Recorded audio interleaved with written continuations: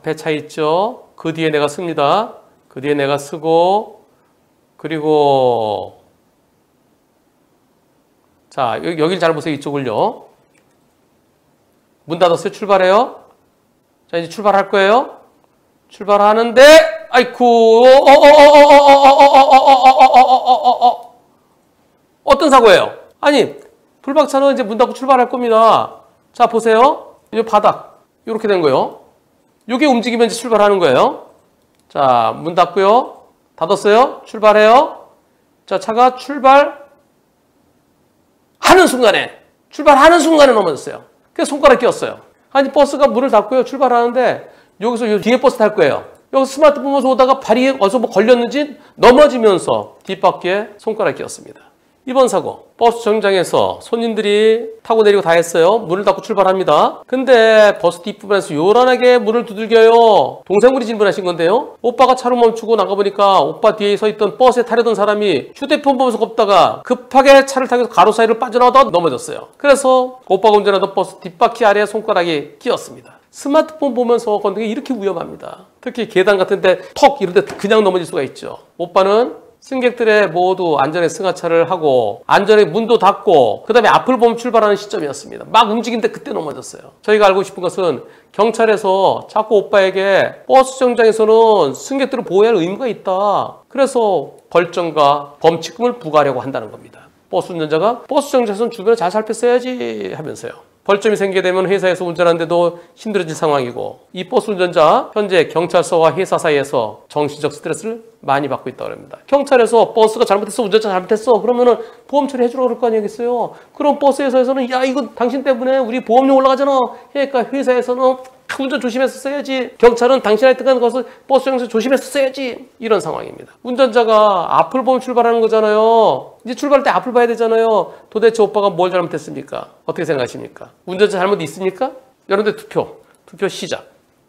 네, 여러분들의 100% 버스 잘못 없다. 그렇습니다. 버스가 뭘 잘못했습니까? 버스에 누가 다치면 무조건 잘못이 있다?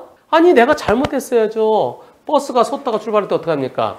우선 서서 승객들 내리는 거 봅니다. 뒷문 쭉 보고 다 내렸어요. 앞문으로 타고 뒷문으로 내리고 그러잖아요. 오르고 타고 다 됐어요. 더 이상 없어요? 그럼 문 닫아요. 문 닫으면 어디를 봐야 돼요? 앞을 봐야 되죠. 또 경우에 따라서는 바짝 붙었다가 버스 정류장이 안쪽으로 쑥 들어간 데 있어요. 그럼 다시 나가야 되니까 앞하고 뒤를 봐야 되죠. 결국은 왼쪽을 보게 됩니다. 오른쪽은 아까 다 봤잖아요. 이미 스캐닝이 끝났어요. 이제 출발할 때는 앞을 봐야지. 계속 쳐서 앞으로 언제 가요? 그럼 못 가는 거예요. 운전자에게 무슨 잘못이 있습니까? 이미 문 닫고 출발 막 하는데 그때 넘어진데 어쩌라고요?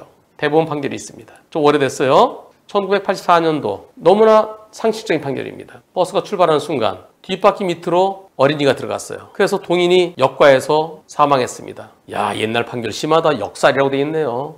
이건 뭐냐면요. 버스 운전자가 출발하기 전에 앞도 보고 옆에도 보고 뒤도 보고 다 봐야죠. 뒤에 손님들 내리는 거 다 내렸나, 타는 사람 다 탔나. 그런데 출발할 때는 어떻게 되나요? 당연히 버스가 전, 후, 좌우를 살펴야죠. 장애물이 있는지 없는지 살피고 그래 출발해야 되죠. 근데 발차는 막 출발하는 순간에 뒤를 다 봤어요. 뒤를 보고 출발하는 것 앞을 보는데 그때 어린이가 밑에 뒷바퀴로 들어간 거예요. 버스가 막 출발하는 순간. 그럴 때는 어떻게 돼요? 앞을 봐야 되죠. 그리고 내가 차로 변경이 필요하면 왼쪽을 봐야 되죠. 앞과 왼쪽을 봐야 돼요. 근데 사람 눈은 앞을 보고 왼쪽 사이드 미러 보는데 그때 또 우측으로 어떻게 봐요? 사람 눈은 잠자리 눈이 아니잖아요. AI가 아니잖아요. 그래서 버스가 진행할 앞과 그다음에 왼쪽을 보면서 동시에 뒤를 본다는 것은 불가능하다. 당연히 불가능하죠. 막 출발하는 순간에 그때 어린이가 바퀴 밑으로 들어갔어요. 아니 내가 옆에 보고 그다음에 앞을 보고 이제 출발하는데 그때 들어가면 어떡하라는 거냐. 이거는 어린이가 장난감이 들어갔어요. 이 사고는요. 항소심에서 유죄 인정됐었어요. 대법원에서 무슨 소리야. 여기 보면은요. 시내버스예요. 승객 태우고 출발하는데 주변을 살펴야 된다. 근데 피해자 4살짜리가 그 정류소 부근에 놀던 피해자가 장난감이 버스 밑으로 들어가니까 그 4살짜리가 자기 장난감 찾으려고 뒷바퀴 쪽으로 들어간 거예요. 내가 뒤를 봤을 때는 애가 없었어요. 그리고 딱 앞을 보고 옆을 보는 순간에 그때 애가 들어간 거예요. 어쩌란 얘기냐. 사람 눈은 잠자리 눈이 아닙니다. 잠자리는 눈이 앞에도 보고 뒤도 보고 옆도 보고 다 하지만은 사람은 한꺼번에 그렇게 볼 수 없습니다.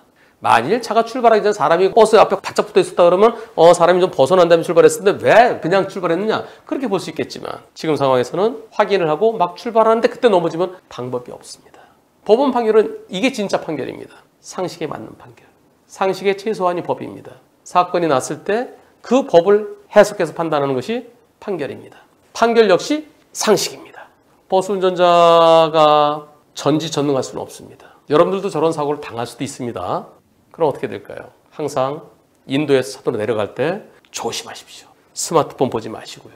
그리고 버스 쓸 때요. 버스는 이런 사고를 막기 위해서도 인도에 바짝 붙여서 쓰십시오. 그래야 승객들이 타고 내려 바로 거기서 하죠. 그래서 어린이들은 안전한 곳에서 놀게 하십시오.